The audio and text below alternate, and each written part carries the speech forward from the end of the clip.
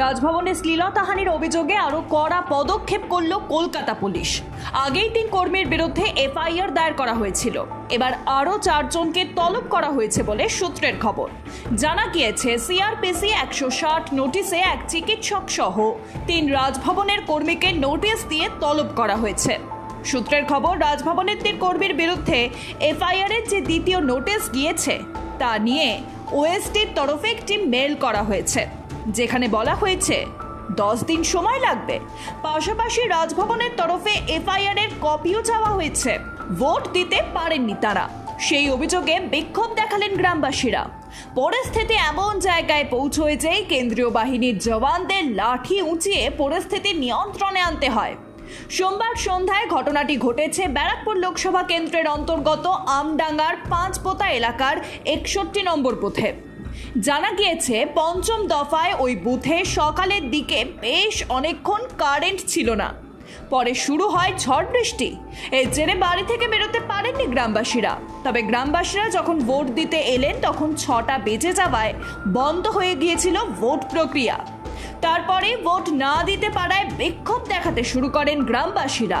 5ম দফায় উলুবেড়িয়ার এক মহিলা শ্লীলতাহানির অভিযোগ উঠেছিল কেন্দ্রীয় বাহিনীর এক জওয়ানের বিরুদ্ধে। এই ঘটনায় চাঞ্চল্য ছড়িয়েছিল এলাকায়। ঘটনার পরে বিক্ষোভ দেখান গ্রামবাসীরা। এই ঘটনায় উলুবেড়িয়া থানায় লিখিত অভিযোগ দায়ের করা হয়েছে। এবার সেই ঘটনা নিয়ে একটি বিবৃতি দেওয়া হলো বিএসএফ এর তরফে।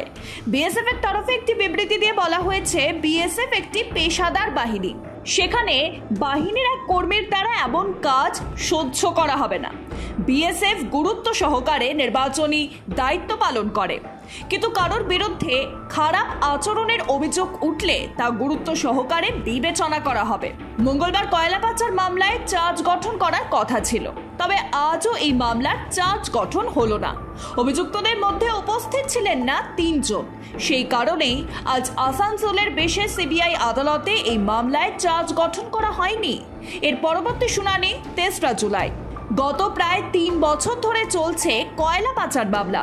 ইতিমধ্যে এই মামলায় 2টি সাপ্লিমেন্টারি চার্জশিট জমা করা হয়েছিল। তারপরে আজ চার্জ গঠন করার কথা ছিল। আজই ওই মামলার ট্রায়াল শুরু হওয়ার কথা ছিল। তবে 43 জন অভিযুক্তদের মধ্যে অনুপস্থিত ছিলেন 3 জন। তারা হলেন জয়দেব মণ্ডল, নারায়ণ খার্গে এবং বিনয় মিশ্র। তবে এদের মধ্যে বিনয় আবার নিরুদ্দেশ। অনুমান করা হচ্ছে দেশ ছেড়ে বিদেশে পালিয়ে গিয়েছেন তিনি।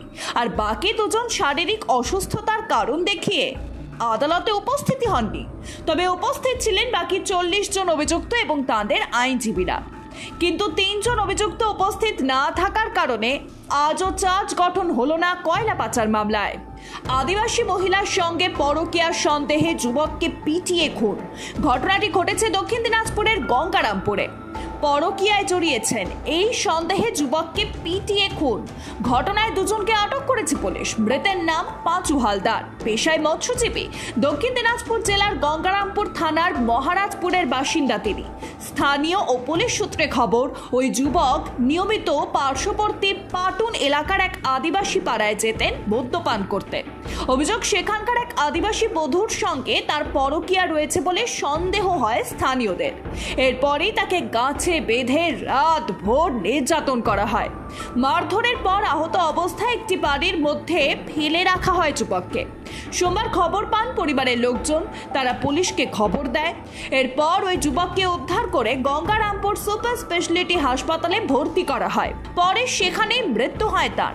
এরপর গঙ্গারামপুর থানার পুলিশ 2 জনকে আটক করেছে। বাকিদের খোঁজ চলছে। মঙ্গলবার সকালে ছাপড়ায় নির্বাচন পরবর্তী হিংসার জেরে মৃত্যু হলো একজনের। জানা গিয়েছে গুলির আঘাতে মর্মান্তিক মৃত্যু হয়েছে চন্দন রায় নামে এক যুবকের। আহত আরও 2 জনকে ছাপড়া সদর হাসপাতালে নিয়ে যাওয়া হয়। জানা গিয়েছে সোমবার ভোটের দিন আরজেডি প্রার্থী এলাকার একটি বুথে পৌঁছলে 2 দলের সমর্থকদের মধ্যে বচসা বাঁধে। সেদিনের মতো বিরোধ নিষ্পত্তি হলেও মঙ্গলবার সেই বিরোধ ফের চরম আকার নেয়। এরপরেই তুমুল বাগবিদণ্ডার জেরে গুলি চালানো হয় বলে অভিযোগ। এই গুলিতে মৃত্যু হয় চন্দন রায় নামের যুবকের। পুলিশ তদন্ত শুরু করেছে। ময়নাগুড়িতে নাবালক নাবালিকার ঝুলন্ত মৃতদেহ উদ্ধার। ঘটনাকে কেন্দ্র করে এলাকায় শুরু হয়েছে ব্যাপক উত্তেজনা। ছেলের বাড়ি ময়নাগুড়িতে এবং মেয়ের বাড়ি বানারহাট ব্লকে। পরিবার সূত্রে দাবি, তাদের অনেক দিনের প্রেমের সম্পর্ক ছিল। গতকাল অর্থাৎ সোমবার দুপুর থেকে নিখোঁজ ছিল দুজনে। মঙ্গলবার ভোরে একটি গাছ থেকে ঝুলন্ত অবস্থায় তাদের দেহ উদ্ধার হয়। ঘটনার তদন্ত শুরু করেছে পুলিশ।